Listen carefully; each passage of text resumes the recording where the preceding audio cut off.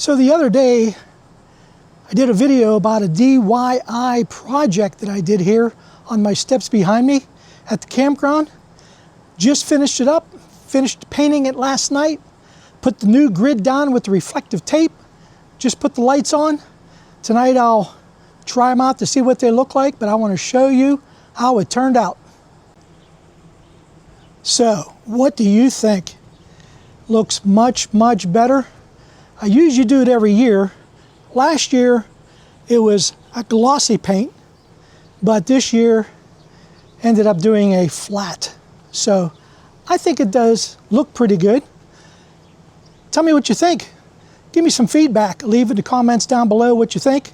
I'll be having more DIY projects coming up, so keep your eye on the channel. If you're a subscriber, thank you very much. And if you want to follow more of our videos, don't forget to subscribe and set that bell to all, and also hit that like button. So until next time, remember, your journey in life is as valuable as the destination. To be continued.